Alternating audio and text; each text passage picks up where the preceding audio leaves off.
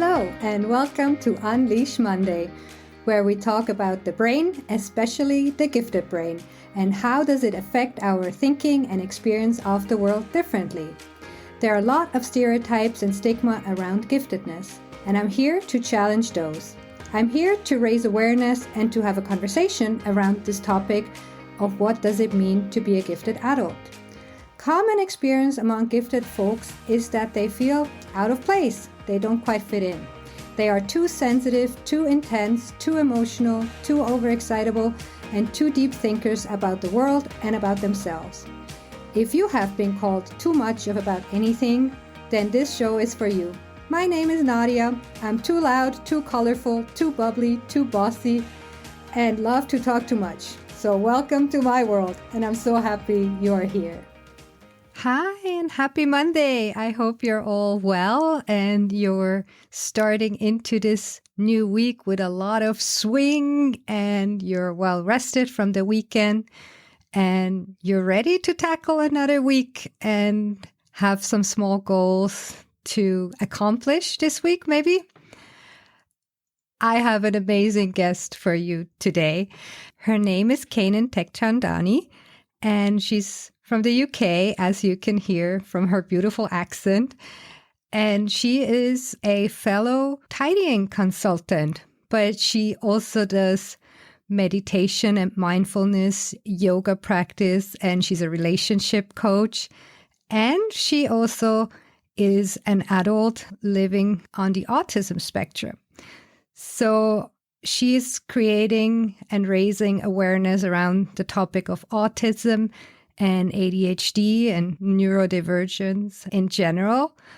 And I believe she's also one of the gifted adults. So I'm super happy she agreed to join and come on this show. And I hope you enjoy our conversation. So without further ado, let's just dive right into it. Have a wonderful week, everybody.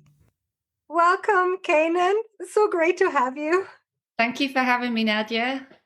I already looked a little bit into your website and it seems you're a little bit like me, a multi-potentialite. You do so many different things and it seems like you have a very, very interesting story. Would you like to start sharing your whole journey? Who are you and how and when did you find out you are not a neurotypical person? Okay, yeah. I think I'm going to start with when I had my first son. And he's 13 now. So when he was a young child, when he was a toddler, I always knew there was something a bit different. He was very good at school and everyone thought he was very polite, but we saw a different person at home. So I would take him to the doctor and get his hearing tested, ask at school, and there was nothing picked up. But as a parent, I knew there was something. Couldn't quite pinpoint it. So I had to go into this investigation journey myself. And that's when I kind of thought, okay, I think he's got ADHD. But no one else saw it, so I wasn't getting any support. So I decided to just go and empower myself to help my family. So I did a lot of reading and learning about autism and ADHD. And then I got trained as a yoga teacher for children with autism and ADHD. And it was great. And then I started sharing that with other children. And then I found Marie Kondo, who you know. And I decluttered my whole house at the same time. And I realized, wow, this is so helpful. It made life a lot easier. There was a lot less pressure. And I just found I had more time to focus on my family and our well-being. So doing those from my son, I ended up setting up 2 little businesses, one as a yoga teacher and one as a declutterer. And although they didn't seem to have any connection, I knew that they were helpful. So I carried on trying to offer that to other people. And then I ended up getting some life coaching, and that just changed everything for me. You know, in a few short sessions, I just saw things very differently and life changed. I also had the privilege to spend time with a Buddhist monk and trained in mindfulness and meditation. So all these things came together and just created this change in my life, the way I perceive my life and my family. It used to be really challenging in terms of the behavior of my son at home. and then also the way I was parenting him with my partner. So we also had a second child, and all these dynamics were really difficult to kind of manage. But with all those tools, it just made life a lot easier, and we could be happy, we could be well. And then my son was finally diagnosed about 3-4 years ago, and it was actually autism, which really surprised me because I could have sworn it was ADHD. And then I went down this, another rabbit hole of researching autism even more, particularly in adults. And that's when I realized, oh, I think I'm autistic. But I hadn't realized by that stage I was in my 40s. And I kind of, through my yoga and mindfulness meditation, I knew myself quite well. I'd been on that journey, turning inwards and looking at myself. So it wasn't that big a shock to think, oh, okay, I identify as autistic. But then I started hanging out during lockdown, various Facebook groups that supported people with ADHD and autism. And I could see how unhappy and really disempowered so many of them were, whether it's as an adult themselves experiencing that, or whether they were parents or a partner.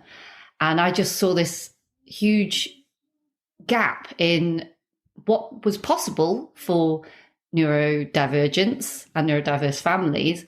And what so many of them were experiencing was all this suffering, emotional suffering, and just confusion, misunderstanding, not really knowing themselves and how they fit in the world. And that's when I decided to pivot my service to become a specialist ADHD and ASC coach, so that I could specifically help what was now I realize my people. So I also knew that people around me wouldn't probably believe me when I said I was autistic, because I'm pretty good at talking and I can hold eye contact, stuff like that. So I went and got assessed just purely so that I could prove to people, look, I fit this diagnostic criteria, even though you may think that autism looks something like someone visibly disabled, or perhaps like Rain Man, which was what I grew up with, and hence why I never ever thought, oh, maybe I'm autistic. And I think that's something that needs to be noted, because there's a whole generation of people that would not even consider that maybe they're autistic, because that's the image they've got in their head. That's the stereotype that we've grown up with. And not through necessarily anyone's fault, but maybe there just wasn't enough awareness and education around it. So part of my mission is also to try and raise awareness. And being autistic, it doesn't necessarily come naturally to me to speak out loud to the world, but it's also my special interest. So as an autistic, we do have these special interests that we just cannot drop and we can't stop spending hours and hours on. And so because neurodiversity is my special interest, it's really given me the strength to just speak up and share about this, so that other people who may be neurodivergent can identify themselves and accept themselves and love themselves in all the different ways. Because I think the key has been, when you accept yourself, life changes. When you're not trying to struggle and fit in with a neurotypical world, and you just be yourself, life just becomes so much easier. So yeah, so I could probably talk for ages. So do interrupt me. No, that's why we're here. I love everything you said so far, and I could see so many parallels in our journey. And the last bit that you said, why it's important, and I think that's also from neurotypicals or people around me, when I got into this topic of giftedness and then ADHD and the whole neurodiversity topic, then people are like, why does it matter? Why do you need to know? You're almost 40. Why does it matter now to have an ADHD diagnosis? You manage life so far. How does quality of life improve? And you already touched a little bit on that. I think I'd like to say that the reason why I think it's so important is because when I didn't know much about adults with a neurodivergent brain, what I didn't realize was when I was working with certain people that, for long periods of time, I was questioning how come we just have this relationship which is very comfortable, where they can open up. So I was helping people who maybe had anxiety, depression, disorganization in their life, problems with relationships, and not feeling understood, or just lack of harmony. And it's these things, that's what can happen when you don't realize why you're behaving the way you're behaving. And so I'm not trying to necessarily change anyone's behavior, but I just want to shine a light on who they are, so that when they have the awareness, they've got a choice in how they interact with other people in their lives. So it's really important. And also when you know yourself better, it means you can make better choices so that you can reach your potential, right? Yeah, I really resonate with that. It's so important for people to know, even if it sounds scary in the beginning, like, oh, it's a label. And also for parents that are shy to get their kids evaluated or assessed, that they think, oh, I don't want my child to have a label and be like stamped or put into a box. But I believe it probably helps children. It's not their whole identity, obviously, but just to know why in certain situations they struggle more, or they need to, have different needs, right? And if you have a language for it, you can actually express it. Exactly. And it's kind of, the difference is they can either struggle through school and life, or they can be in flow with their nature. Mm. And so if a parent knows their nature, rather than trying to fit them into the way society wants them to fit in, life just becomes so much easier for the child and for the whole family. And, this is all we have day to day. It's our experience of life, isn't it? So if we don't intervene earlier, that's a lot of years of going through conflict and sadness and frustration for both parties, and that's, I just see that as unnecessary, and it's just because of lack of knowledge. And I guess, yes, the sad thing is that lack of understanding has meant that we are given one perception, one picture of what neurodiversity might mean. And I do feel there's more negativity around it than positivity. And that's a real shame, because then that, like you said, it puts parents off from kind of going for an assessment, because it's kind of a label, as you've said, and the label is more often than not stigmatized. I think there's a shift going on at the moment. That's how I feel, that a lot of people now, adults that are successful, are speaking up about it and sharing that they have a diagnosis. But there's been so long that it's been looked upon as a really kind of negative, or, this is the end of your hopes and dreams kind of thing. When actually, I think it's the beginning. It's the beginning of potential. Yeah, and I would like to talk a little bit more about the stereotypes and the stigma, as you said, like when, I guess even 2 years ago, if somebody told me or said the word autism, the Rainman pops into your mind. The same is for gifted people, right? The first word pops in is maybe Einstein, and it's all male, and they're all white, and so and also ADHD. It's usually little boys that act out, and so a lot of girls, and especially also kids or people of color, don't get identified. And you say you only realized in your 40s that you're actually autistic. And could you just say a little bit, like, what were the things you could relate to that you did research on? Because you said, I like to talk, I can hold eye contact, but yeah. For me, so the way I now understand that I fit into that tribe is that I can socialize, but it doesn't come naturally. So, for example, if I'm talking to someone one-to-one, that's a lot easier and manageable. Now, if that person is then neurodivergent, it's a very good experience, because I feel like we understand each other and we could talk for quite a long time. Whereas if it was a neurotypical person, I'd probably struggle a bit more, because I'm concentrating on, okay, how do I do the small talk and make them feel comfortable? So that's in a small, one-to-one situation.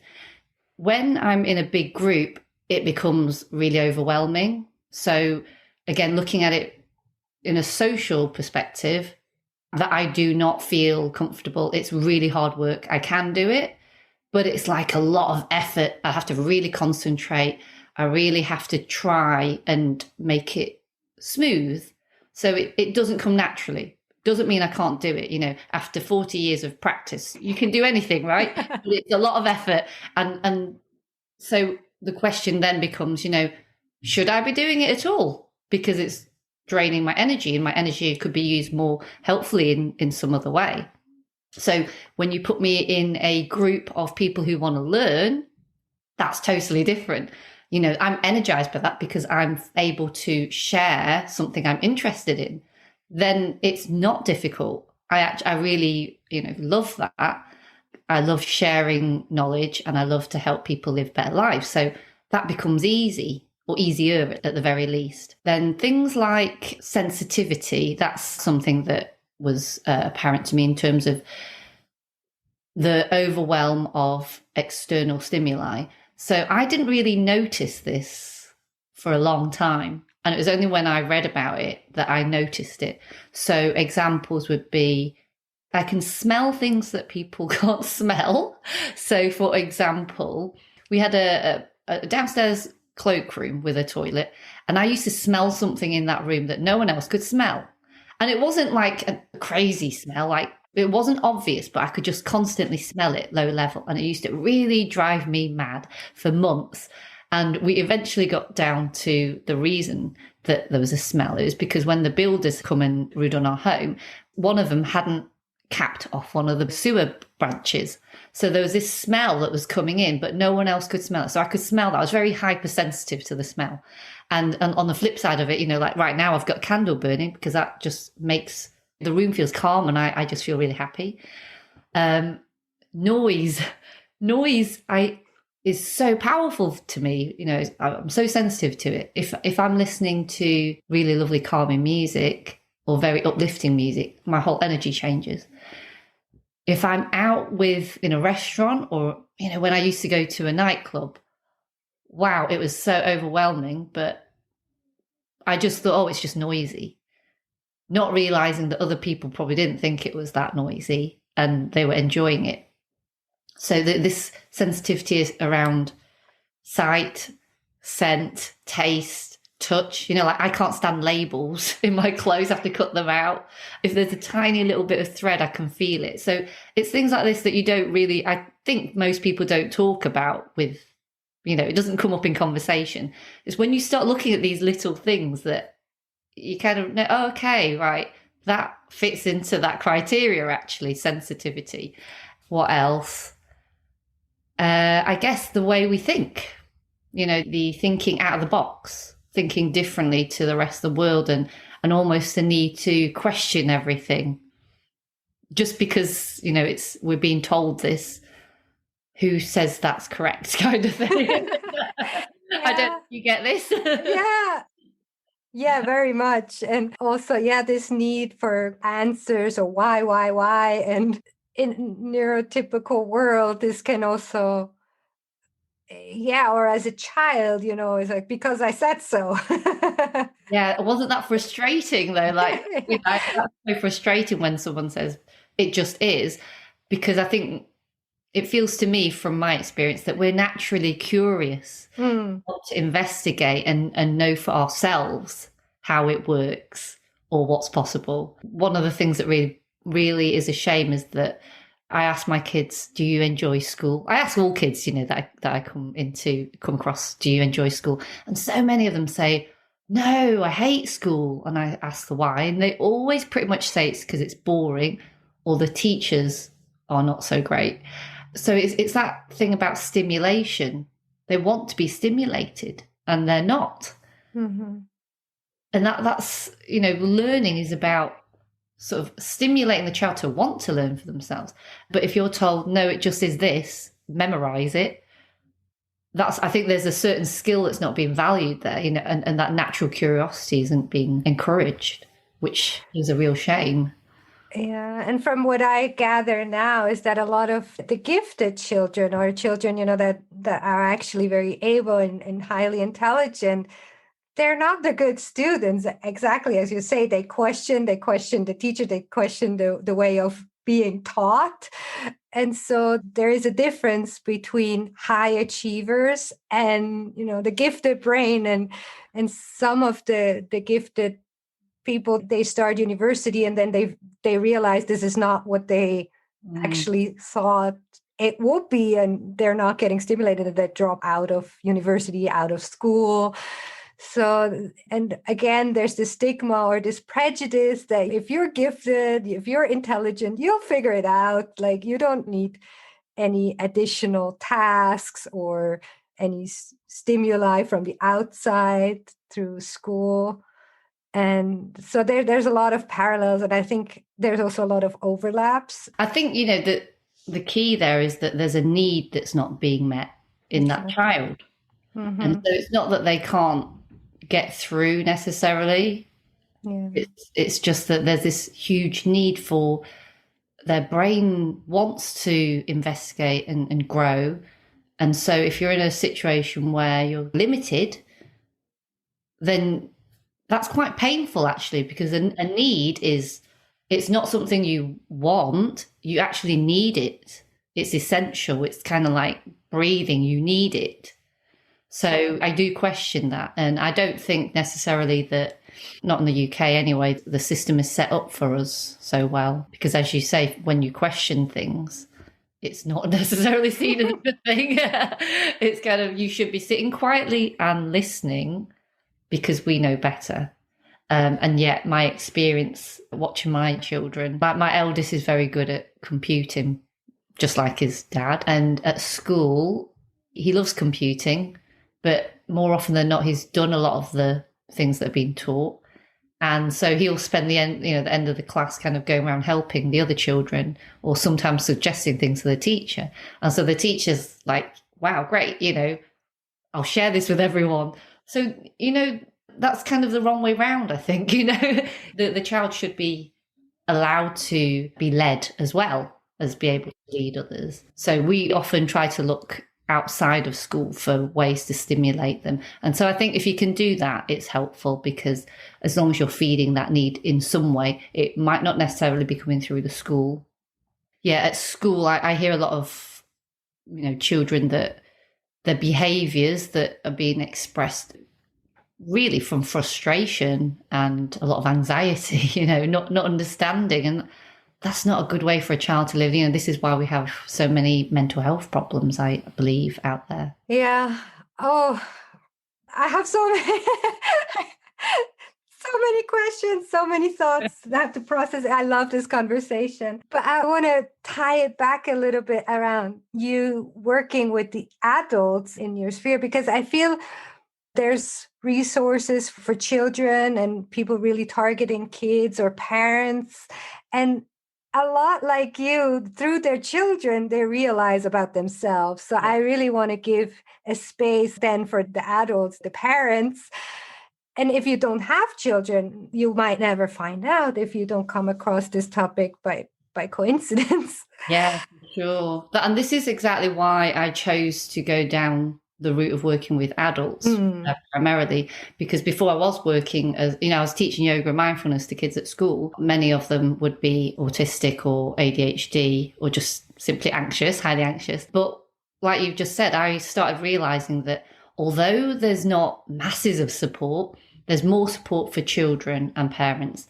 And there's this, like I said earlier, there's this huge generation of adults that never even knew what neurodiversity was, never would have even read about it, would not have been diagnosed.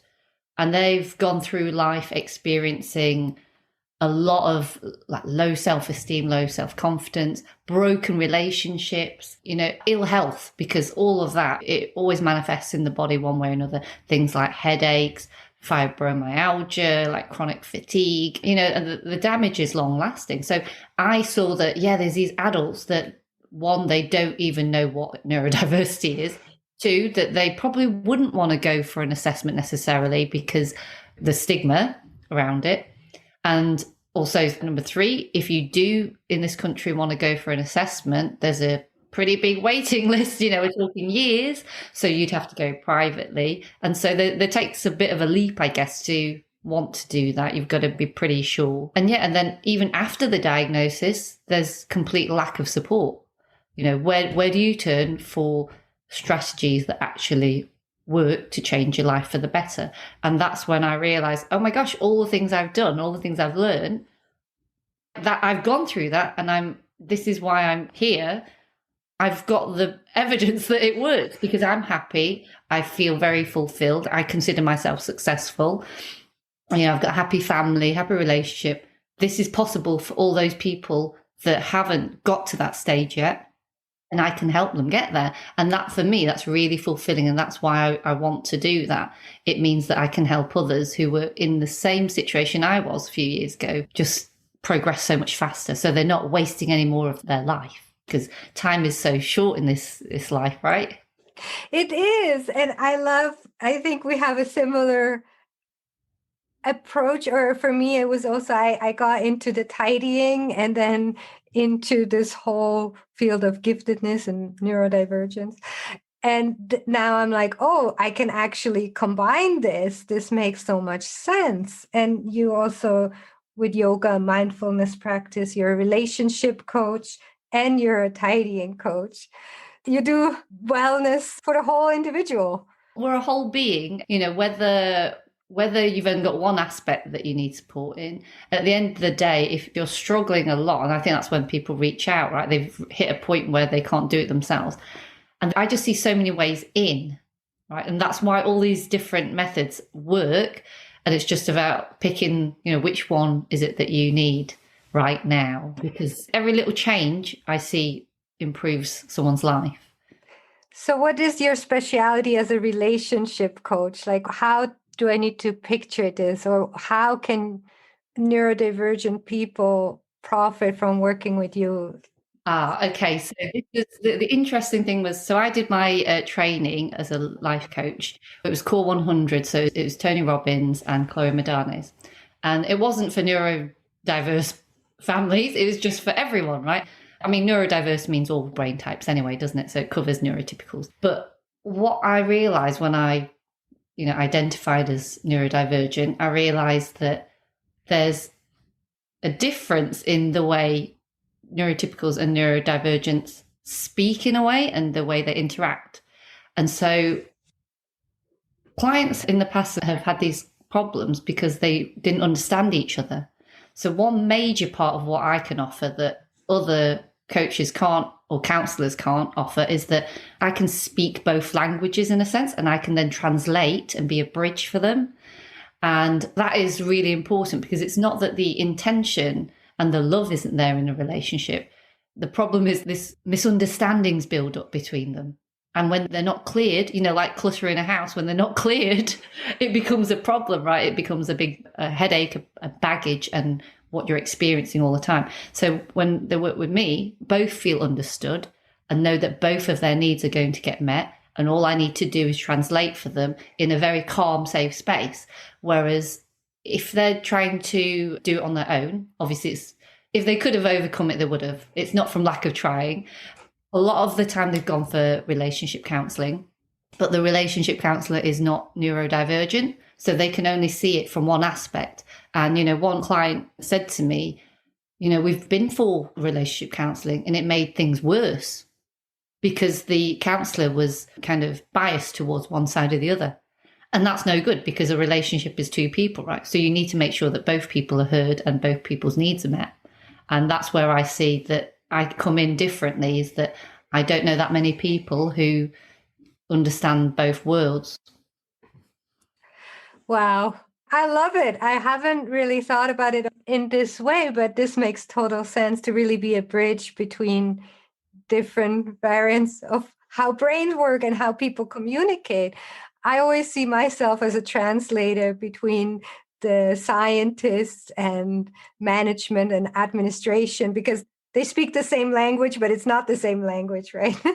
Different words have different meanings. And so I think this is amazing. So I would like to ask you about the tidying aspect, because that's something obviously I fell in love with as well. And you mentioned something that you discovered Marie Kondo and then it changed your life.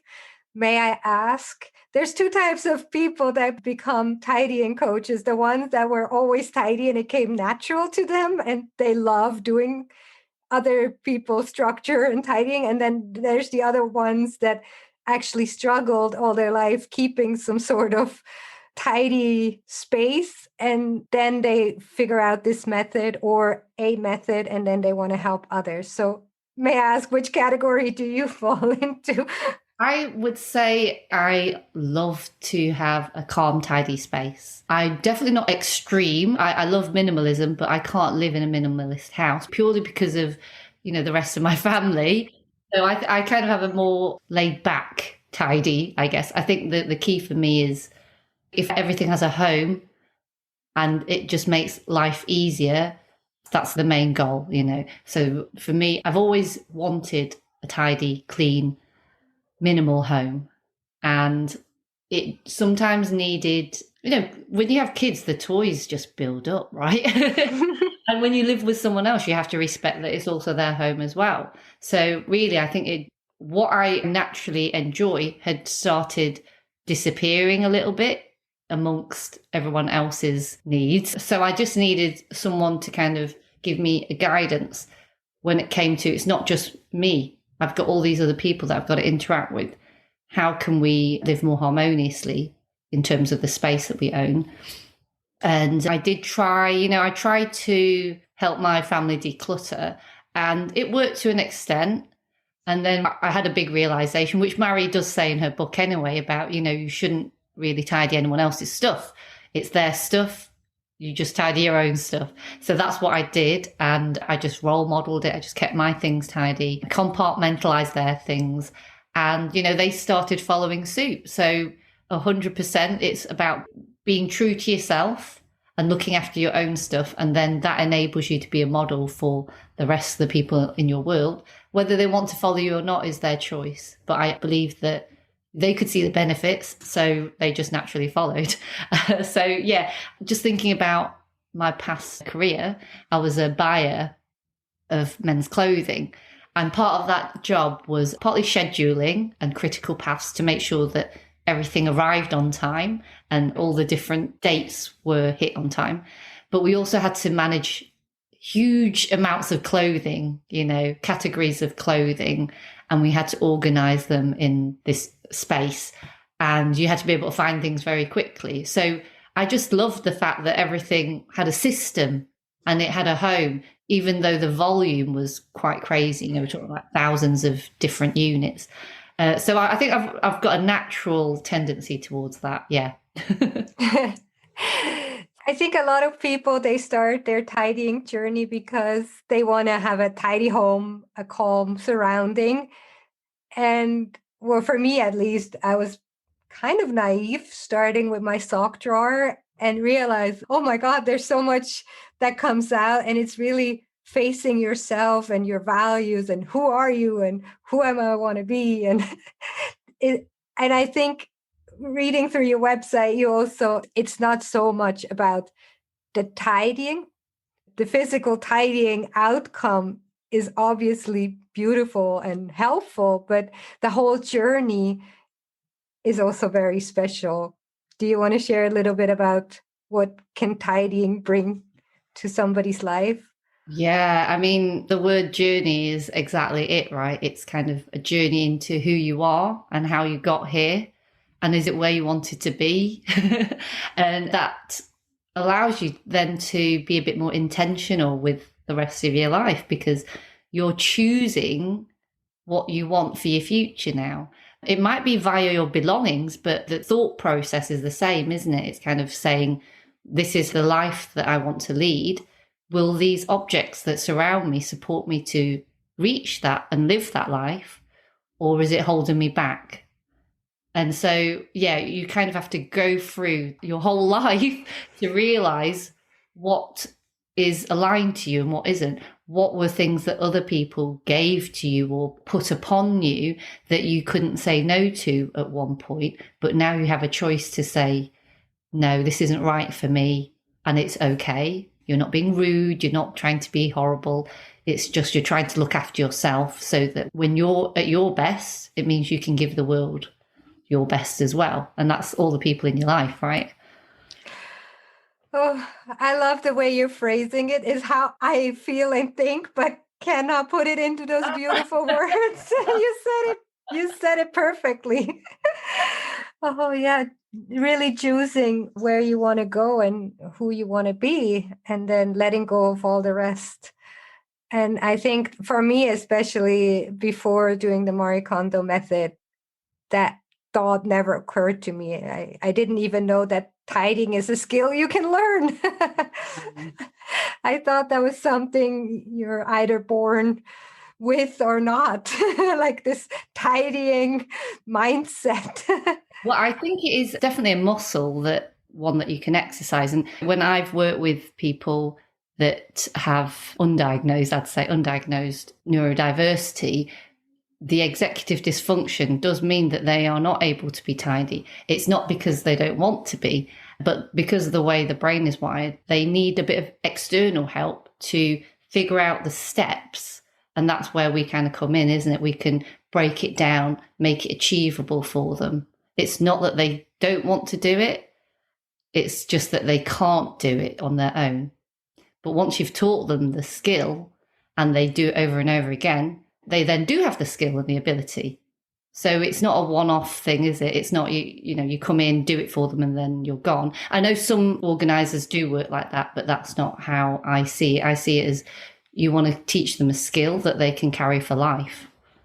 Yes, absolutely. And I also think, again, that was probably also my understanding. So I was always a little bit ashamed. I'm like, well, I'm actually doing quite well in school. Like, I'm quite smart. Why can't I not keep my house tidy?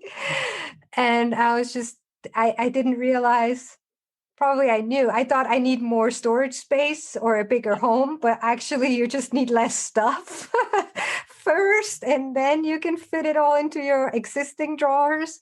So yeah, breaking it down into bite-sized and really giving an approach of where do you actually start. If the whole house is already in turmoil, there's a way to start without being overwhelmed. Yeah. And then when you think there's the tidy people and then there's the untidy people, and then what comes to mind is messy, which is a whole other mental health issue. And what we're talking about here, if you have ADHD, you're not a messy. You're basically just, as you say, executive functioning, where you really need a little bit more of the guidance. But being part of the Association of Professional Declutterers and Organisers in the UK, there are people with hoarding challenges. And yes, often they are people who have ADHD or autism. And I believe that it's because of a long-term challenge that it's led to that severity. So I often wonder, if someone had intervened earlier, maybe these things wouldn't have happened. Not saying that that's the only reason, because there's lots of reason why hoarding may happen, but I just think the earlier people get a bit of support, the less likely things will escalate.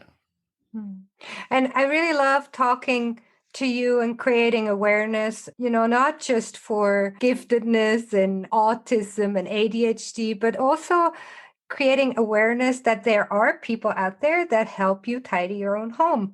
As you said, you can hire somebody that comes in and rearranges things beautifully. It might not have a long lasting effect. Then there's people like us that come and help you and coach you through the process of doing this yourself. But I think there's cultural differences. In the US, I think it's more likely to ask for such help and support. Whereas here, I think in Switzerland, still, and especially the German speaking world, where there's more of a shame factor having to ask for help in your own household. Yeah. But just so that people know, you can actually call somebody and have a chat first to see if working together will actually help and improve your quality of life. There's definitely no need to feel ashamed, because there's lots of people that have this problem. I think because it's not spoken about. That's the issue. But there's strength in reaching out and asking for help. And, that's how we can change things. We're not meant to do everything on our own. We are connected.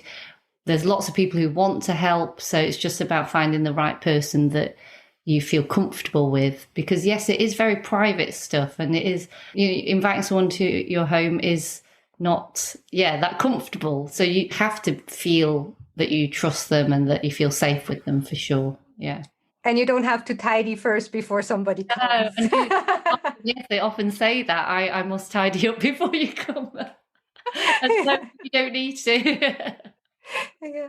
So if somebody feels they want to work with you or get to know you a little bit more, where can they find you?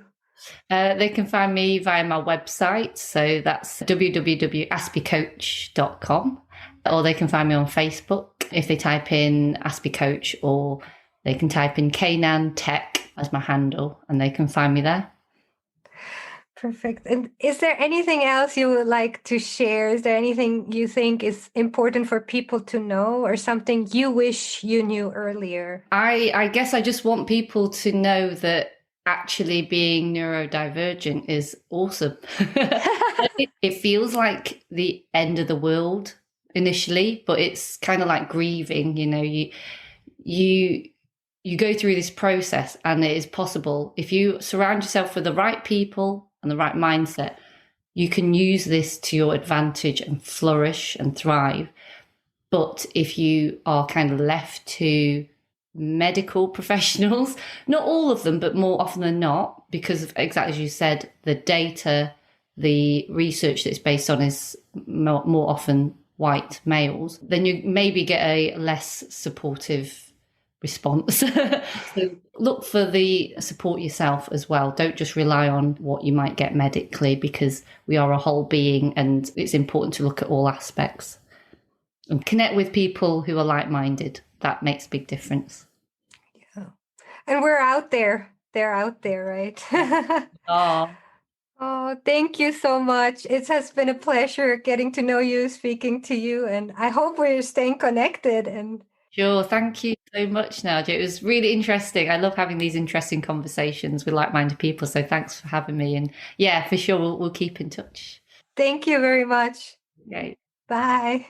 Bye. Every time I re-listen to those interviews when I edit them, I'm so amazed of these beautiful conversations that I'm having. And I feel so blessed being able to make connections with these amazing human beings around the world, sharing the passion for the similar work that I'm trying to do here, and raising awareness, and just trying to help somebody else figure out who they are so that they can live their best life. And that by knowing who they are, increasing their quality of life tremendously. And it really is empowering.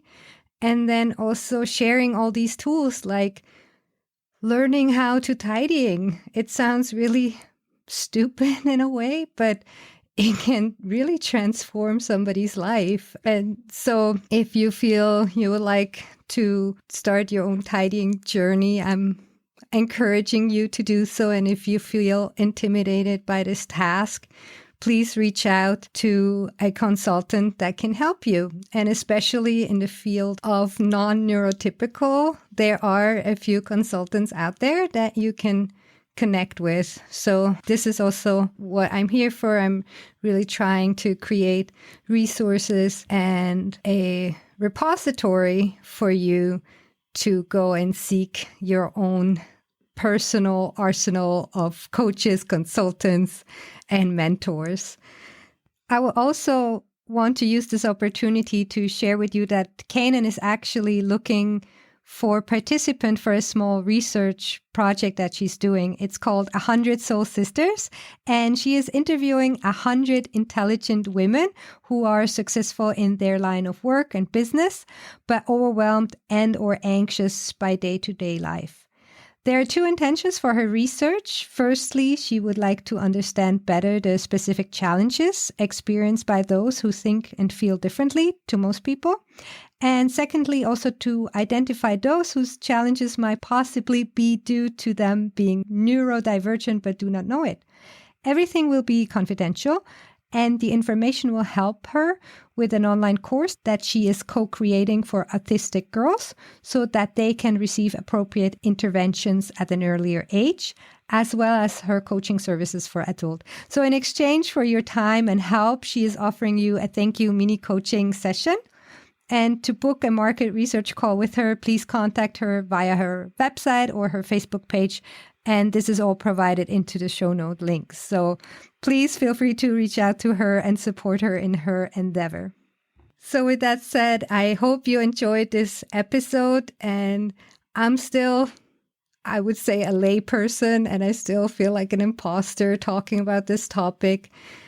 When I first learned about this, I was like, oh, I need to go and study psychology. I have no clue. But then again, me going on this journey as a layperson and reaching out and really sifting through the whole vast amount of information and just picking people and just curating guests for you that can offer for you answers. I hope I'm doing you a favor by doing so. And I hope you also forgive me if I use terms and words sometimes interchangeably where they should not be used in that way, or if I use them incorrectly in the beginning, because I'm also here learning and figuring out what are the difference and the nuances. And there's also changes in how people say certain things. And I do want to be obviously respectful and not using the wrong terms, but I also cannot let my fear of saying something wrong just be silent. So for me, I have obviously imposter syndrome, and also there's this underlying perfectionism that I want to get this right the first time I do it, but it is a learning process for me too. And so I hope you bear with me if this is a little bit more of a rocky start in the beginning, but we're learning together, and I hope we're improving together. And it is really a pleasure hearing all of the feedback. So people reach out to me sharing how their lives have been touched by listening to those episodes that I'm creating. And this really energizes me to keep going. So please reach out. You can find me on unleashmonday.com. And actually, my friend Liz has been working on the background and has redesigned my website a little bit, and it looks beautiful. So go have a look at the new design. I also have a new podcast cover if you have seen. So this is really a little bit more of a brand and a beautiful experience for us all. So I hope you like it and leave a comment on the website. You can also email me directly at hello@unleashmonday.com, and you can find me on Instagram at unleash.monday. I'm also on LinkedIn and Twitter, but I must say social media is quite a bit overwhelming, and I do really love getting your emails, and so that might be the very best way for you to connect, or directly on the website. So thank you so much for tuning in. And again, if you have enjoyed this episode, if this podcast has given you anything, you can leave a review. And the best way to do that is if you go on Apple Podcasts and you can click on the 5 stars. And then when you scroll all the way down, you can leave a written review. If more and more people like it and comment on the podcast, then the algorithm shows it to other people that might be interested in this topic and that could profit from this topic. So that's basically why I'm asking you to subscribe, like, rate it, and leave a written review. And I saw that Apple is actually changing the layout and the user experience of Apple Podcasts. So I'm actually very curious to see those changes implemented. So that will be a nice new experience. So with that said, I'm wishing you a very good start into the week. Have a wonderful day, and I see you in 2 weeks. Bye.